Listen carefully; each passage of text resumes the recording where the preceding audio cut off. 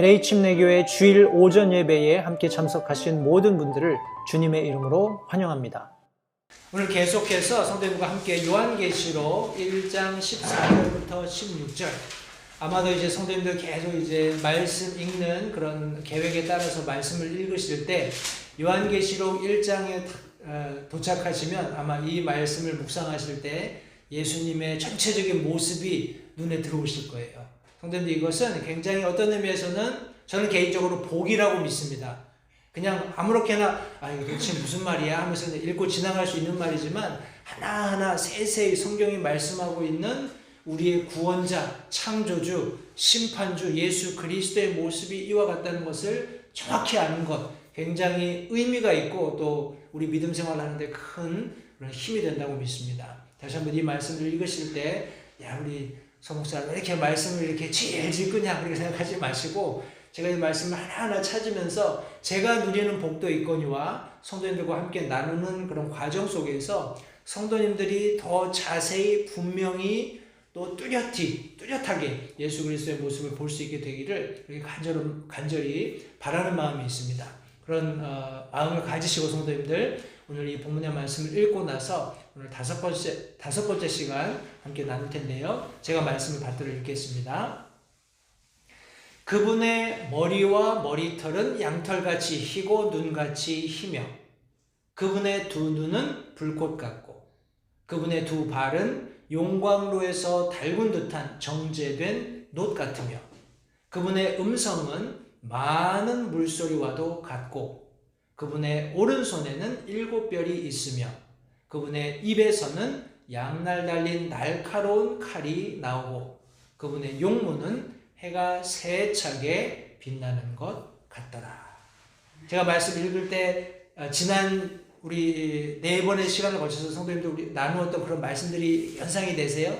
어떤 형상이 아닙니다. 그러니까 우리가 인간으로서 정의하고 있는 양털 아니면 눈 이런 개념이 아니라 성경이 말씀해 주고 계시는 이와 같은 예수 그리스도의 머리털, 권위, 그분의 힘, 이런 것들을 우리가 함께 말씀을 나누었습니다. 제가 다시 한번 정리하겠습니다만, 오늘 이 본문 말씀 속에서 과연 예수 그리스도의 용모가 무엇과 같은가 하는 5번째 시간 함께 말씀을 나누겠습니다. 말씀을 위해서 잠시 기도하겠습니다.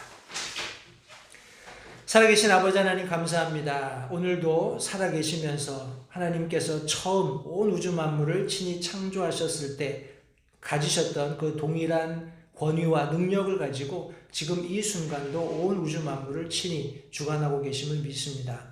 우리도 이 하나님의 창조의 한 부분으로서 참 아무 의미 없는 그런 원소에 불과했었지만은 하나님께서 우리를 사랑하셨고 우리와 다시 교제하기 원하셔서 죄인된 우리를 위해서 독생자 예수 그리스도를 이 땅에 보내시고 십자가에 피 흘려 돌아가심으로써 그분이 흘리신 보혈로 다시 우리가 하나님과 화목하게 되는 그런 놀라운 특권을 우리에게 허락하신 것을 다시 한번 감사드립니다. 이제는 죄인으로서가 아니라 하나님의 상속자로서 예수 그리스도 안에서 하나님의 아들들로서 하나님을 아버지라고 부르면서 하나님과 교제하게 하심을 다시 한번 감사드리며 또 하나님의 사랑을 찬양드립니다. 이 시간 우리가 함께 나누게 될 말씀 속에서 예수 그리스도의 모습을 우리가 함께 발견하기 원합니다. 성령 하나님께서 우리의 스승이 되셔서 우리를 가르치시면서 예수 그리스도의 아름다우심이 얼마나 크고 놀라운지 우리에게 밝히 가르치셔서 그 주님만을 향한, 그 주님께만 우리의 시선을 고정하는 우리의 삶이 될 수 있도록 주님 이 시간 함께 해주시기 원합니다. 소중을 주님께 의탁드립니다. 용처대로 하나님께서 사용하시고 모든 영광을 하나님께서 받으시기를 다시 한번 간절히 바라올 때 예수님의 귀하신 이름으로 기도했습니다.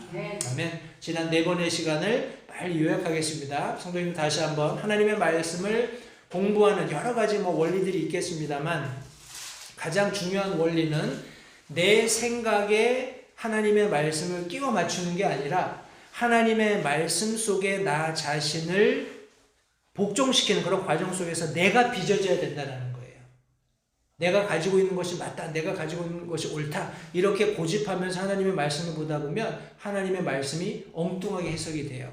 그리고 그런 어떤 말씀을 공부하는 태도를 가지고 성경이 접하게 되면 마귀 사탄이 굉장히 교묘하게 틈을 탑니다. 해서 하나님의 말씀에 나 자신을 맞추는 것이 맞지 나의 그런 어떤 지식이나 어떤 가치관에 성경을 끼워 맞추려고 하면 안 됩니다. 지난 시간 우리 첫 번째 시간에 예수 그리스도 사도 요한이 그분의 음성을 듣고 뒤돌아보면서 우리 영어 성경에는 캔들스틱이라고 되어 있습니다. 그러니까 촛대죠. 금으로 된 7개의 촛대 사이에 계시면서 흰 옷을 입고 가슴에 띠대를 뭐라고 하나요? 그런 흉관이라고 해야 되나요? 이런 것을 두른 그런 인자의 모습, 사람의 아들의 모습을 보았고 그분의 이제 구체적인 모습들을 하나하나 설명해 가는 과정 가운데 그분의 머리와 머리카락이 마치 양털같이 휘었다라고 말씀하고 있습니다. 그리고 눈과 같이 휘었다. 양털같이 휘다라는 말은 그분 안에서만 의가 발견된다는 거예요. 하나님의 어린 양, 점이 없고 흠이 없는 정결하신 어린 양으로서 그분 안에만 의가 있다라는 겁니다. 의의 왕으로 통치하실 수 있는 자격이 그분께만 주어져 있다라는 것을 여기 지금 사도 요한이 상징적으로 우리에게 가르치고 있습니다. 눈과 같이 희다라는 것은 제가 말씀드렸지만 눈은 투명하죠. 그러나 그것이 빛을 반사하는 과정에서 순수한 결정이면 순수한 결정일수록 거기에 비치는 빛을 더 깨끗하게 반사할 수 있다는 거예요. 예수 그리스도께서 요한복음 4장 말씀에서 나는 내게는 다른 양식이 있다 하면서 하나님의 뜻을 성취하는 것이 내 양식이다 이렇게 말씀하셨잖아요. 예수님께서 이 땅에 오신 목적은 내가 너희 구세주야 나를 섬겨야 돼 이러려고 오신 게 아니에요. 그죠? 하나님께서 말씀해 놓으신 그 메시아를 성취하기 위해서 인간의 몸을 입고 성육신하셨다는 겁니다. 그분 안에는 진리와 은혜가 충만했다고 성경이 말씀하고 있죠. 사도 요한의 고백입니다. 모든 하나님의 말씀을 100% 이 세상에 전해주시는, 다시 말해서 저와 여러분들이 그런 삶을 살아야 한다는 거예요. 예수 그리스도 안에 있는 그리스도인들은 예수 그리스도께서 100% 하나님의 진리와 은혜를 이 땅 가운데 보여주셨던 것처럼 우리도 동일한 그런 삶을 살아야 한다. 그런 차원에서 그분 안에 의가 있고 그분 안에 있는 저와 여러분들에게도 동일한 의가 발견되어야 한다 하는 것을 말씀을 드렸습니다. 두 번째, 그분의 눈들이었어요. 영어 성경에 His eyes 이렇게 번역되어 있습니다. 근데 이제 통상 eyes 그러면 우리 생각에는 눈이 두 개니까 두 눈 이렇게 되어 있는데 그냥 우리 영어 성경 그대로 제가 번역한다면 그분의 눈들이에요. 하면서 제가 이제 다른 에스겔서나 이런 데 있는 말씀을 통해서 그분의 우리 그룹들이 이렇게 출입하는 그런 과정 속에 많은 눈들이 있고 이런 과정을 설명드리면서 제가 이것을 두 눈이라고 딱 지명하는 것에 조금 이렇게 이렇게 요한계시록에 있는 말씀을 그대로 번역하는 과정에서 두 눈보다는 그분의 눈들이 낫다 이런 제가 말씀을 드렸어요. 이 사도 요한이 보았던 예수님의 눈들은 분명히 불타는 불꽃 같았다라고 말씀하고 있습니다. 많은 성경에 그런 이제 창세기 이후 인간을 향한 하나님의 사랑의 그런 눈길들을 우리가 쭉 추적해 보면 연민과 동정과 사랑과 은혜, 긍휼 이런 것들이 가득 차 있는 하나님의 시선이었던 것을 볼 수 있습니다. 그러나 지금 요한계시록에서 사도 요한이 보았던 그런 7 촛대 사이에 계셨던 그 사람의 아들 같으셨던 그 예수 그리스도의 모습은 그분의 눈들이 불타는 불꽃 같았다. 다시 말해서 모든 것을 소멸하시는, 감추어진 것 하나 없이 모든 것을 드러내셔서 죄를 철저하게 소멸하시는, 징벌하시는 그런 우리 심판주로서의 예수님의 모습을 지금 성경이 설명하고 있다는 것을 말씀을 드렸습니다. 그리고 그분의 발이 정제된 녹과 같았다라고 말씀드렸습니다. 제가 우리 스가랴서 말씀을 통해서 예수 그리스도의 발이 실제적으로 예루살렘 동편의 감람산에 이제 닿게 되는 그런 순간이 있을 것을 성경이 분명히 예언하고 있기 때문에 요한계시록 말씀을 통해서 그것이 성취될 것인데, 그때 오시는 예수님의 모습은 이런 인간의 연약한 발의 형상을 가진 것이 아니라 정제되어 있는, 불로 순수하게 정제해서 달구어진 뜨거운 놋과 같은 강력한 힘을 가지고 정결함을 가지고 다니시는, 그러면서 심판하시는 그런 예수 그리스도의 모습을 여기 지금 성경이 말씀하고 있는 겁니다. 그리고 특별히 이제 포도즙 틀을 밟는, 다시 말해서 최후에 하나님께서 공의를 가지시고 심판하시는 그런 모습으로서의 예수님의 발을 설명하고 있다라고 우리가 함께 말씀을 나눈 바 있습니다. 그리고 우리 네 번째 함께 나누었던 말씀이 지난주에 그분의 음성이었습니다. 우리 사도 요한이 돌아서기 전에 들었던 음성은 마치 나팔소리 같았다라고 말씀하고 있는데, 돌아서서 보았던 예수님의 모습을 설명하는 과정 가운데 그분의 음성이 많은 물소리 같았다라고 말씀하고 있죠. 이 많은 물소리를 설명하면서 우리 이제 인간적으로 제가 이제 뭐 계곡의 물소리, 바다, 뭐 폭포 이런 여러 가지 소리를 들려드렸습니다만, 물론 그런 어떤 청각적인 그런 소리일 수도 있겠습니다만, 우리가 성경 말씀을 찾아서 함께 나누었던 것은 그분이 인간을 사랑하시는,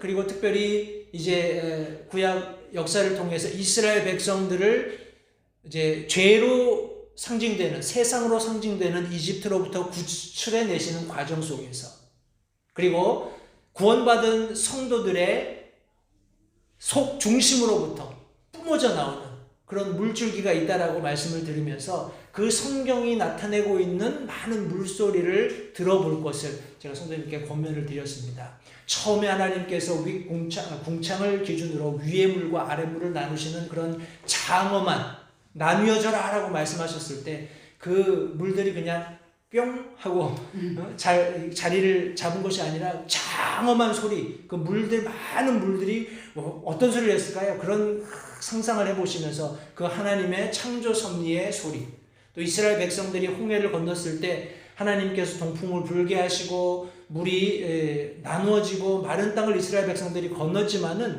좌우의 벽이 되어서 서 있었던 그 물들이 뿜어내는 그런 장엄한 소리. 궁극적으로는 저와 여러분들이 성령 하나님으로 말미암아서 예수 그리스도를 믿고 구원받았을 때 성령께서 우리 속으로부터 뿜어져 나오게 하시는 그런 기쁨, 생수의 강, 그런 강줄기의 소리, 이런 것들을 우리가 염두에 두어야겠다 하는 그런 내용으로 제가 말씀을 드렸습니다. 오늘 성도님과 함께 나누기 원하는 말씀은 16절 상반부에 있습니다. 16절 말씀, 계시록 1장 14절부터 16절까지의 말씀을 통해서 우리가 계속 예수 그리스도의 용모를 살펴보고 있습니다만, 16절 상반부에 보시면 그분의 오른손에는 7별이 있으며 했습니다.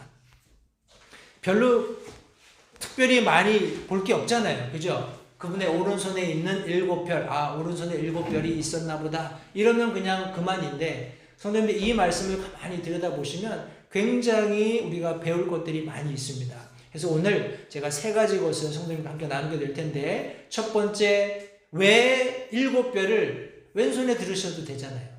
아니면 뭐 2손에 들고 계셔도 되고, 아니면 그냥 7별과 함께 있으셔도 되는데, 왜 예수님께서 오른손에 7별을 들고 계셨을까? 왜 오른손이라고 표현을 했는가 하는 내용을 좀 우리가 함께 살펴보겠습니다. 성도님, 우리 성경에서 오른손이다 라고 이야기하면 영어로 righteousness 뭐 이렇게 얘기하잖아요. 의다, 아니면 뭐 공평이다, 아니면 뭐 힘이다, 이런 다양한 그런 의미들을 가지고 있습니다. 근데 한번 보십시오. 우리 시편 말씀에 보시면, 우리 성경이 있으시면 한번 찾아보시죠. 시편 19편 말씀에 하나님이 창조하시는 모습을 이렇게 묘사하고 있습니다. 시편 19편 1절 말씀이에요.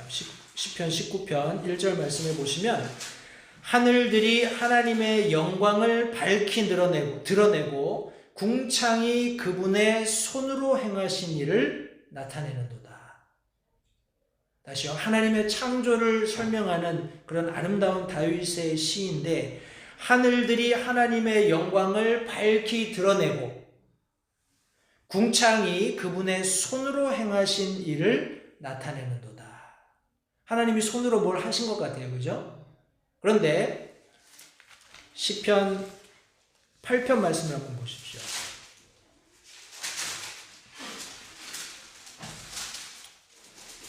시편 8편 3절 말씀입니다. 3절 말씀에 보시면 주의 하늘들, 다시 말해서 하나님이 만드신 궁창들입니다. 여기 우리 아까 읽었던 19절 말씀에서는 주의 손으로 만드셨다고 했잖아요. 근데 여기 시편 8편 3절 말씀에 보시면 그 하늘들 곧 주의 손가락으로 지으신 작품과 주께서 정하신 달과 별들을 내가 깊이 생각하오니. 하나님이 창조를 어떻게 하셨다고 하죠? 성경이 손가락으로. 보십시오, 성도님들. 하나님이 온 우주 만물을 창조하시는 그런 과정에서 시편 기자는 그것이 마치 하나님의 손가락으로 지으신 것 같다라고 말씀하고 있어요. 창조할 때 우리가 창세기 말씀에 쭉 보면 엄청난 그런 역사들이 일어나잖아요. 그죠? 근데 그것을 하나님이 손가락으로 하셨다. 근데 보십시오. 하나님이 지금 이 7별들을 어디에다 가지고 계세요? 오른손. 그죠? 이게 더 중요할까요? 아니면 이게 더 중요할까요? 이게 더 중요하죠. 그러니까 하나님 지금 뭔가 가지고 계신 거는 굉장히 중요한 것이고 하나님의 놀라운 권능과 힘에 의해서 보호받고 있다는 겁니다. 뭘까요? 과연 성경이 나타내고 있는 많은 구절들이 오른손을 묘사하고 있는데 한번 보십시오. 출애굽기 15장 6절. 여러분들 주보 안에 제가 이 내용들은 집어넣어 놓았습니다. 출애굽기 15장 6절에 보시면 오 주여 주의 오른손이 권능으로 영화롭게 되었나이다. 오 주여 주의 오른손이 그 원수를 산산조각 내었나이다.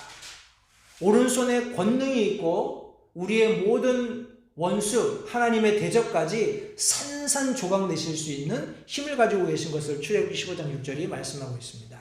신명기 33장 2절 그가 이르되 주께서 시내에서 오시고 세일에서 일어나 그에게 오시며 바란산에서부터 빛을 내시고 수만 성도와 함께 오셨는데 그분의 오른손에서 그들을 위하여 불같은 율법이 나왔다.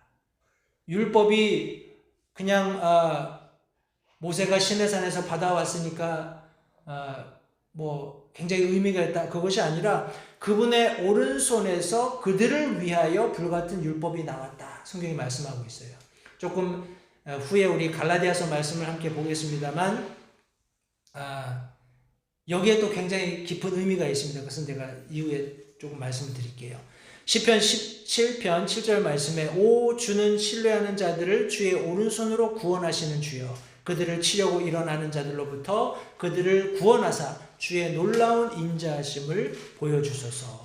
그분의 오른손에 구원이 있고 그분의 오른손에 인자하심을 나타낼 수 있는 놀라움이 감추어져 있다는 것을 시편 기자가 노래하고 있습니다.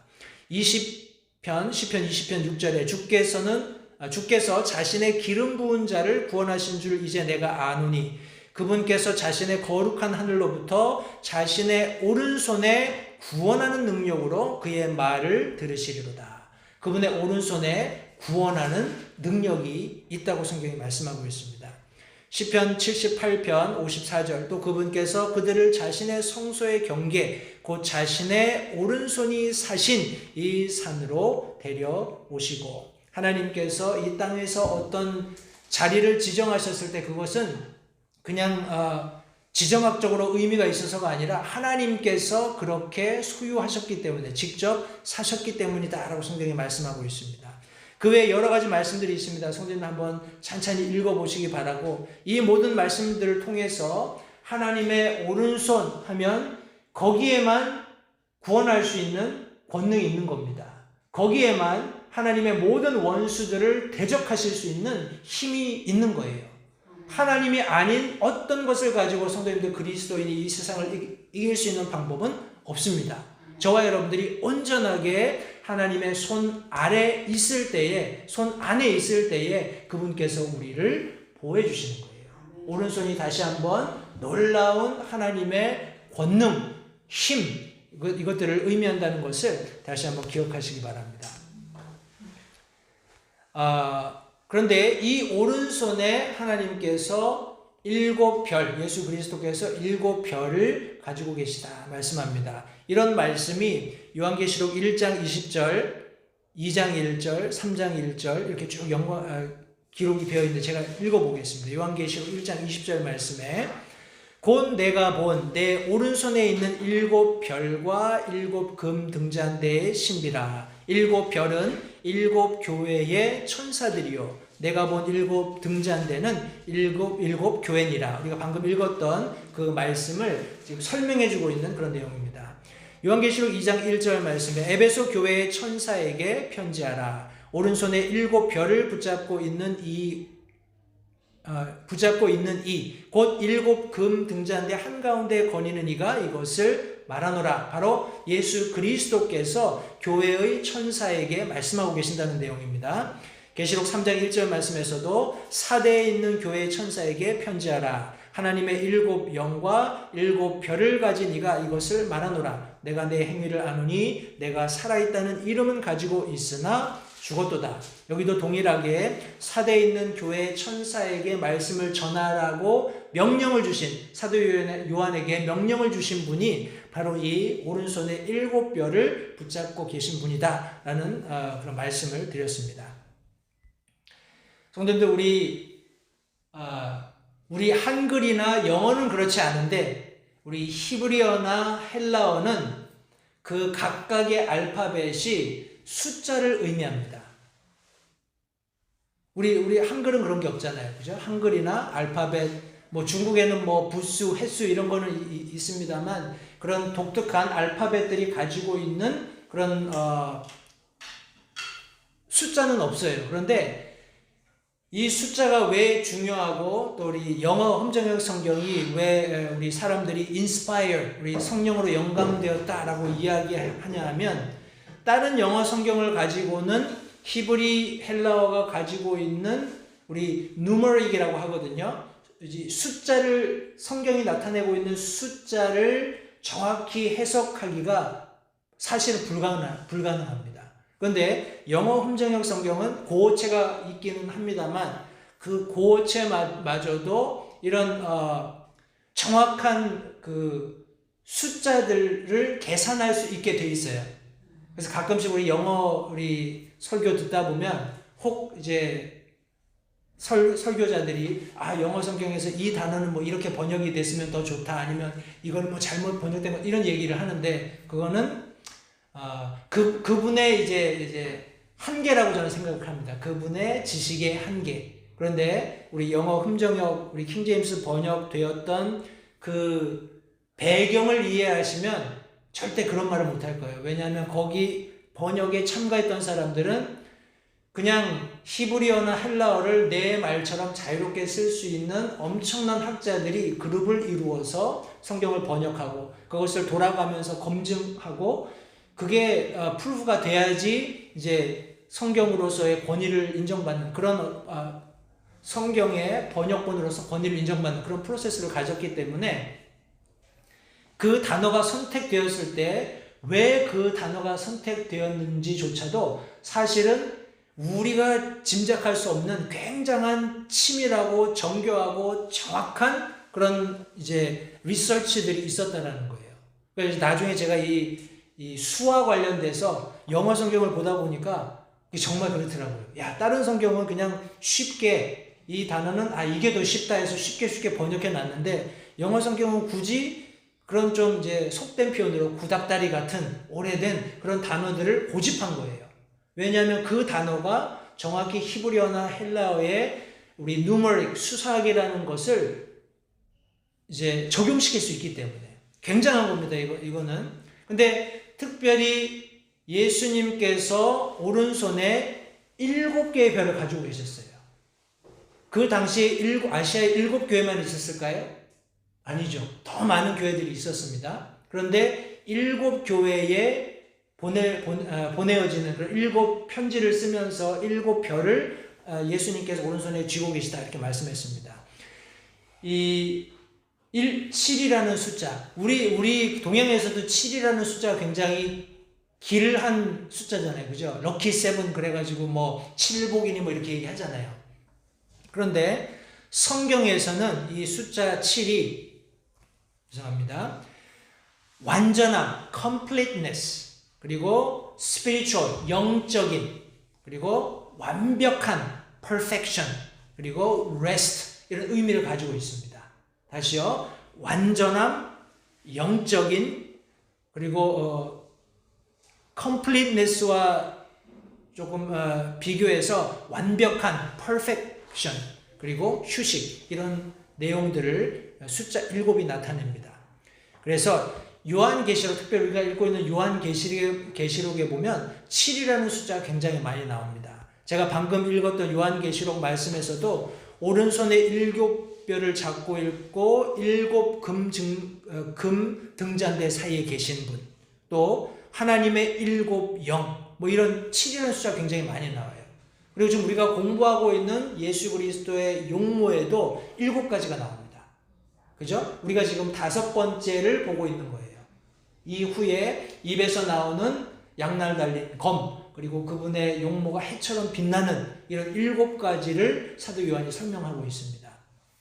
그 외에 많은 것들이 있는데 뭐 지금 서신을 받고 있는 수신자로서의 7교회, 7영, 7별, 7 이제 나중에 보면 인을 떼는 그 심판이 있잖아요. 7인, 7 나팔, 7 대절, 그리고 우리 요한계시록에 특별히 또 7 인물들이 나옵니다. 그리고 7 파멸, 그리고 7개의 new things, 새로운 것들, 이런 것들, 7이라는 숫자가 굉장히 요한계시록에 많이 이렇게 기록이 되어 있습니다. 우리 created, 창조되었다라는 이 단어가 우리 창세기에 7번 등장을 합니다. 창세기 1장 1절, 창세기 1장 21절, 창세기 1장 27절에 3번, 그리고 2장 3절, 2장 4절 해서 창조되었다, created 이런 단어가 7번 성경에 등장합니다.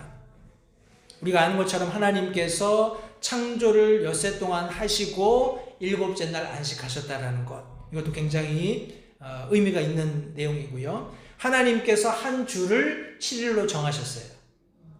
그죠? 그런데 세상에 어떤 사람도 거기에 대해서 대항하지 않습니다. 거기에 대해서 거부하지 않아요. 과거에 그런 일이 있었던 것은 사실입니다. 왜 일주일이 7일이어야 돼? 왜 우리의 사이클이 7일이어야 돼? 해서 어떤 사람들이 트라이를 했대요. 적게도 해보고 많게도 해보고. 그런데 결국에는 사람들이 몸이 그것을 수용하지 못하더라는 거예요. 아프게 되고 더 쉽게 지치게 되고 해서 결국에는 다시 back to 7. 하나님께서 정해놓으신 7일로 돌아가는 겁니다. 성도님들, 무신론자들이나 불신론자들이 하나님이 혹은 성경이 말씀하고 있는 7일, 하나님이 위대하시다 이렇게 얘기 안 하잖아요. 그죠? 그럼에도 불구하고 거기에 수긍하며 살아가고 있다는 것을 한번 생각해 보시기 바라요. 그리고 우리가 잘 알고 있는 음계도 7개의 음계로 되어 있습니다. 그죠? 도, 레, 미, 파, 솔, 라, 시, 그리고 다시 back to 도. 그죠? 아무리 아름다운 음악도 이 7개의 음표를 어떻게 나열해 놓고 어떻게 매치해 놨느냐, 높낮이를 다르게 해 놨느냐의, 길이를 다르게 해 놨느냐의 차이인 거지, 모든 음악 7개로 완성된다는 거예요. 놀랍지 않습니까? 하나님께서 정하셨고 대신 사람들이 그냥 이름만 붙인 거예요. 그죠? 하나님이 7일을 정하셨고 사람들이 그걸 부르기를 월화수목금토일 아니면 먼데이, 튜스데이, 웬데이 이렇게 부르는 것뿐이지 하나님께서 정하신 질서를 따르고 있다는 겁니다. 하나님께서 7개의 음표를 주셨고 사람들은 그냥 거기에 C, D, E, F, G, A, B 아니면 도레미파솔라시 이렇게 이름을 준 것뿐이에요. 뭔가 사람이 대단한 창조 행위를 한 것 같지만 사실 하나님이 하신 것에 그냥 이름을 붙여서 사용하는 것 뿐입니다. 너무 내용이 많아요. 그리고 우리 알고 있는 것처럼 하나님께서 이스라엘에게 주신 절기도 7개입니다. 우리 유월절, 무교절, 초실절, 오순절, 속죄일, 나팔절, 초막절 7개의 절기가 있고요.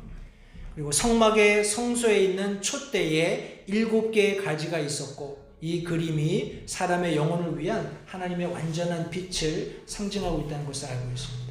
솔로몬은 7년 동안 성전을 건축했고 7일 동안 절기를 지켰습니다. 욥에게는 7 아들이 있었고요. 그의 친구들이 욥이 당한 고난 이후에 욥을 만나기 위해서 그를 찾아왔을 때 7일을 밤낮 조용히 앉아 있었어요. 7일 동안 밤낮 조용히 앉아 있었고 그 후에 7 숫소와 7 순양으로 번제를 드려야 했습니다. 나아만은 요단강에서 몇 번 물에 들어갔다 나오라는 명령을 받았죠? 7번. 답을 모르시면 그냥 7이라고 여기서 대답하시면 됩니다. 예수님께서 십자가상에서 몇 번을 말씀하셨을까요? 7번. 십자가상에 7원 이렇게 얘기하잖아요. 그죠? 7 말씀을 하셨습니다. 우리 사도행전 6장 1절부터 7절에 보면 교회에서 집사를 선출할 때 몇 명을 선출했죠? 7명. 초대교회 집사는 7명입니다. 요한계시록에 우리 주님의 축복이 그 백성들에게 7번 약속되어 있습니다. 이 구절들은 제가 나중에 다시 알려드릴 텐데 이것을 요한계시록의 행복이라고 표현을 합니다.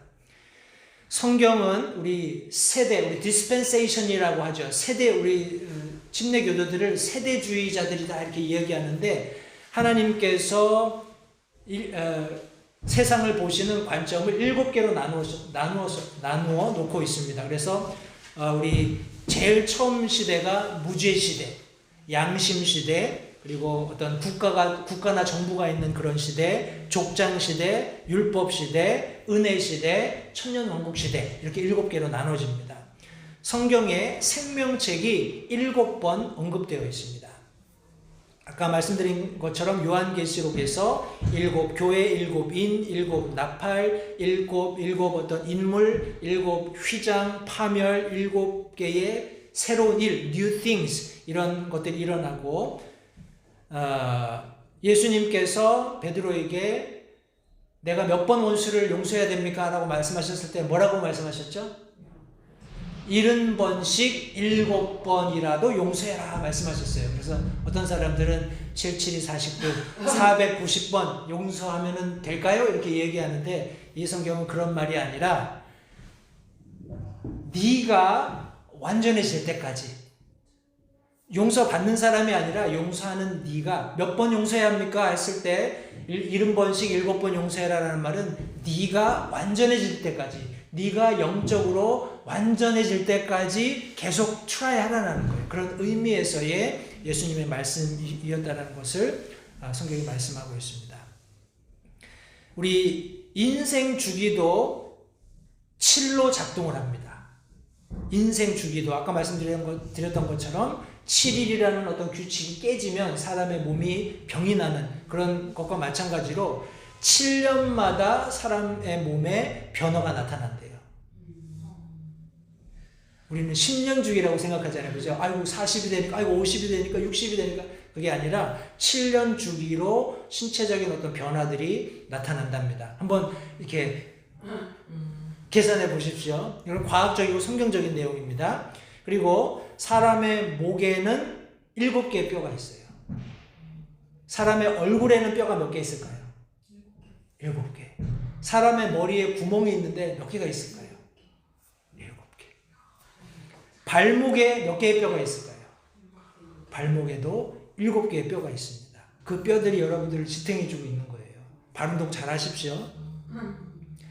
그리고 대부분의 출생, 우리 탄생과 관련해서 이것은 모든 생명체의 7의 배수로 일어납니다. 여러분 암탉이 알을 얼마나 품죠?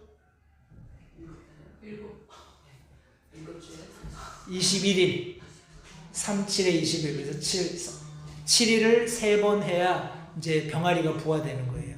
비둘기는 그거보다 좀 짧습니다. 2주, 14일. 그리고 129종의 표유류 중에서 대다수가 수정에서 출생까지의 기간이 7의 배수의 정확한 주의 수입니다. 사람을 포함해서.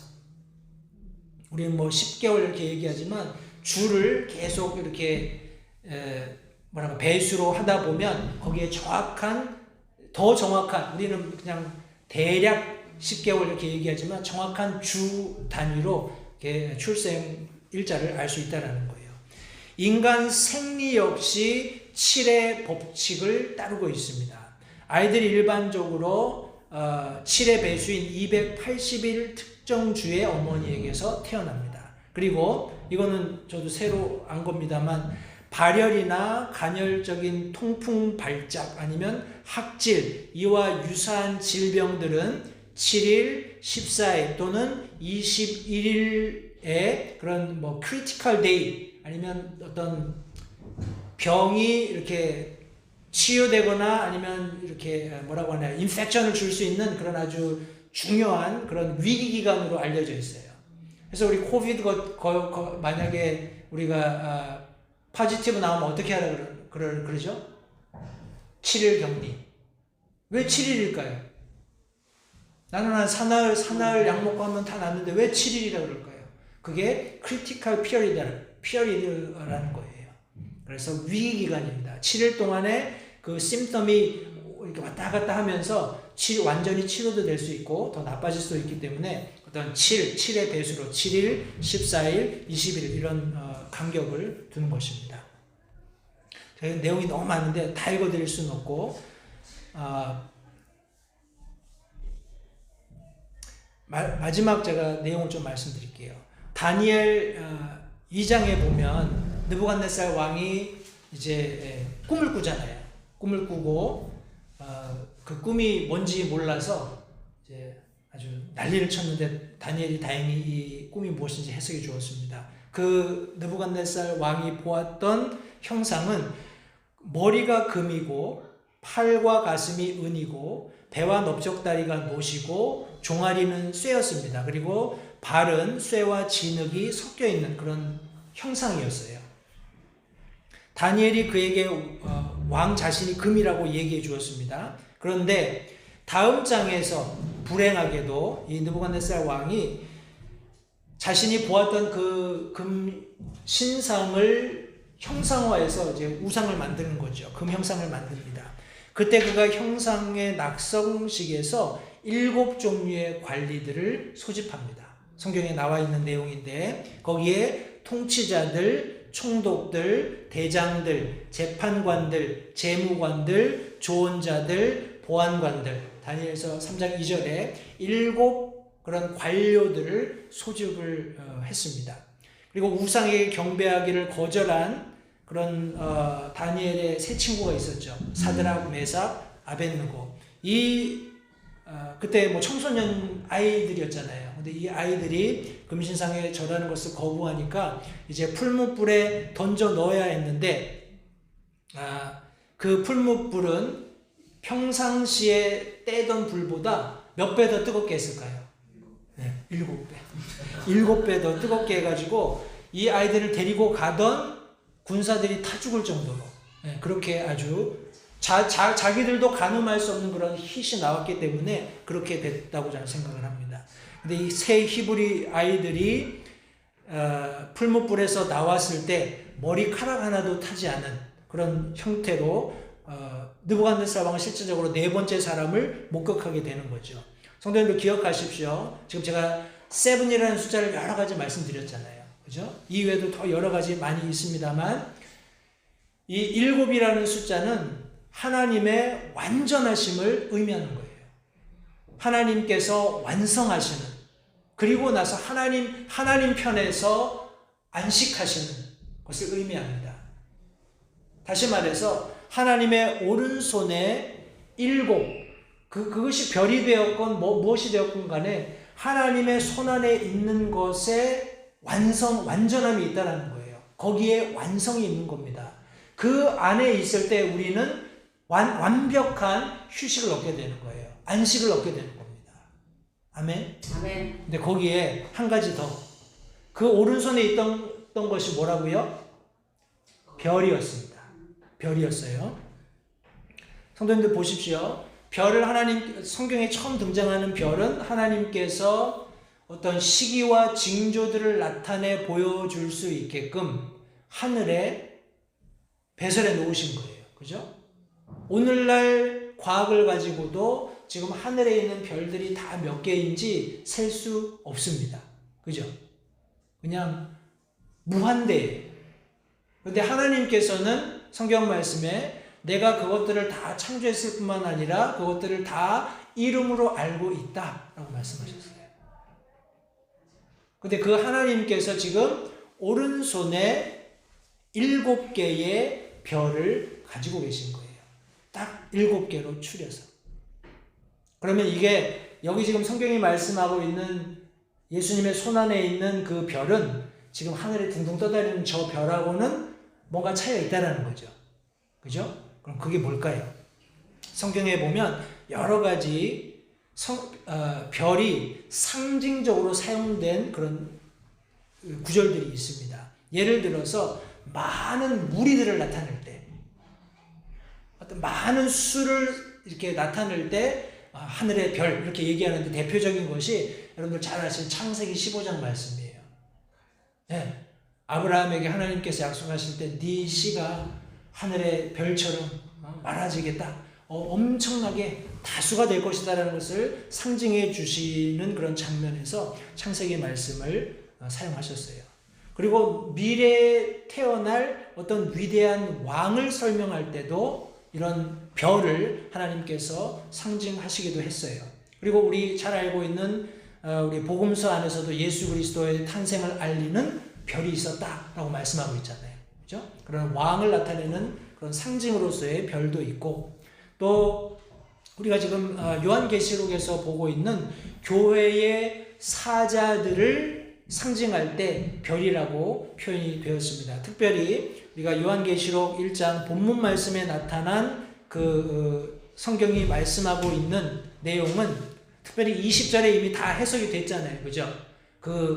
별이 무엇인지, 7 촛대가 뭔지, 7 별이 무엇인지 다 설명을 해놓았는데, 거기에 사자라고 했을 때 앙겔로스라는 단어를 썼습니다. 앙겔로스. 우리 헬라어입니다. 좀 알아두세요. 앙겔로스. 네, 앙겔로스 영어 단어 비슷한 게 뭐가 있죠? 엔젤. 네, 앙겔로스가 앙겔로스라는 단어에서 엔젤이라는 단어가 나왔습니다. 근데 이 앙겔로스라는 단어는 메신저라는 뜻이에요. 메신저. 사람을 보내면 그 사람이 보낸 사람의 어떤 메시지를 가지고 가야 되잖아요. 그죠? 특별히 앙겔로스라는 단어를 썼을 때는 하나님으로부터 보내진 메신저, 이렇게 이해하시면 됩니다. 하나님께로부터 보내심을 받은 그런 메신저 할 때 앙겔로 이런 단어를 씁니다.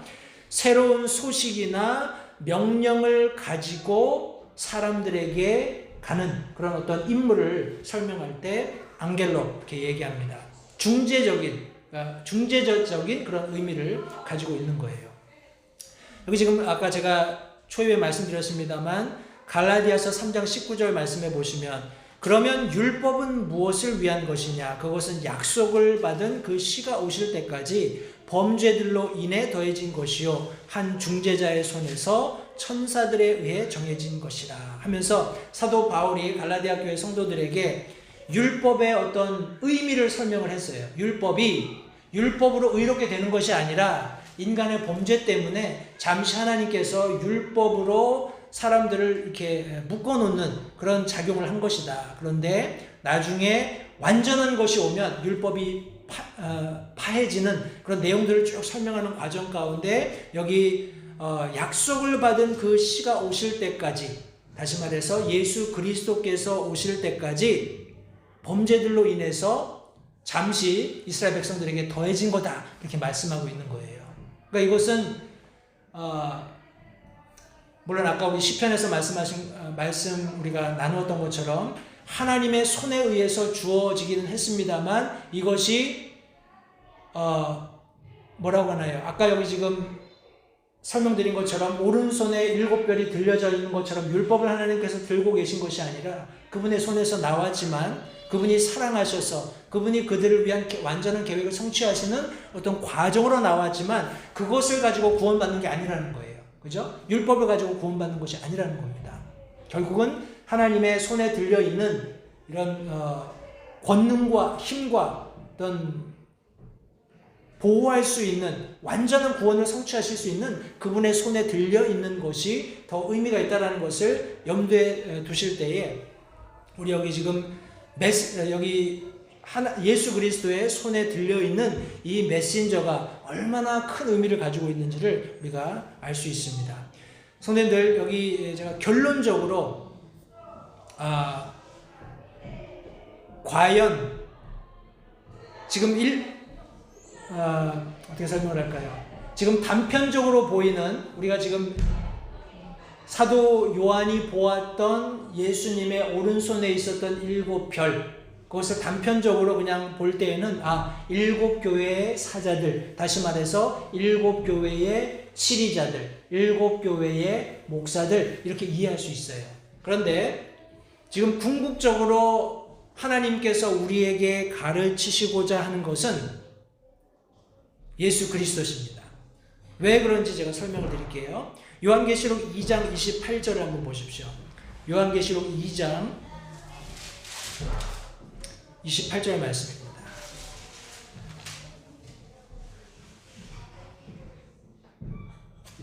요한계시록 2장 28절 말씀에 보시면 내가 또 그에게 뭘 주겠다고요? 새벽별을 주리라.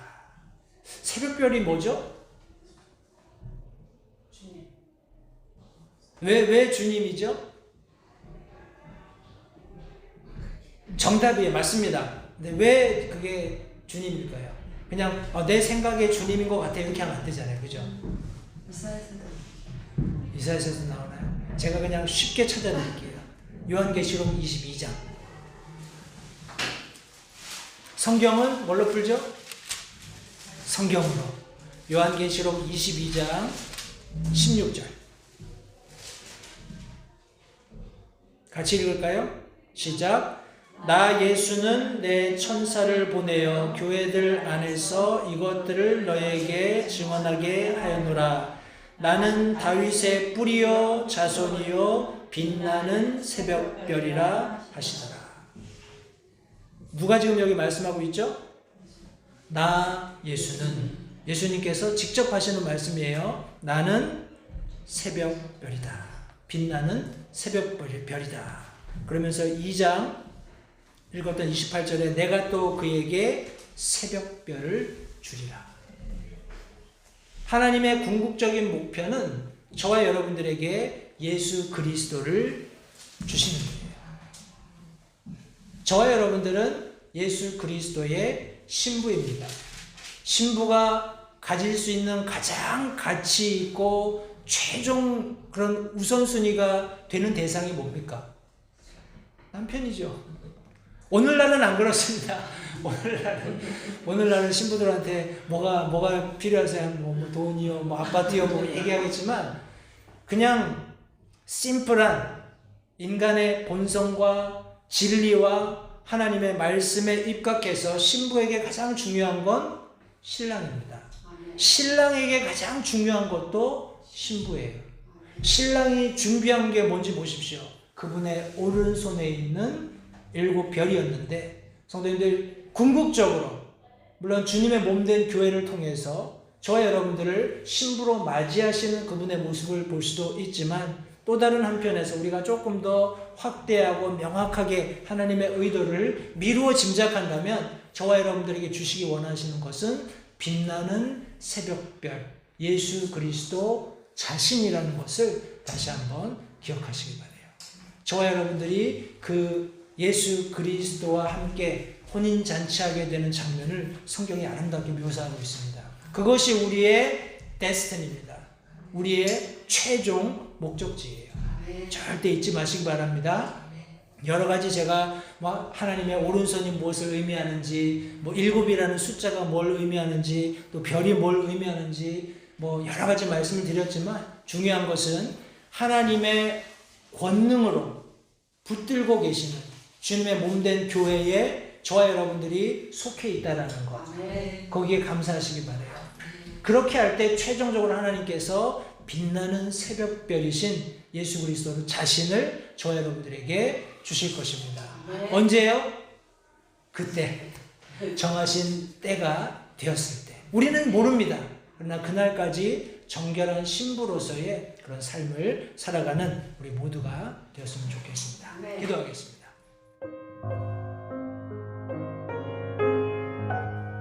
잠시 들으신 말씀에 따라 결단하는 시간을 가지시기 바랍니다.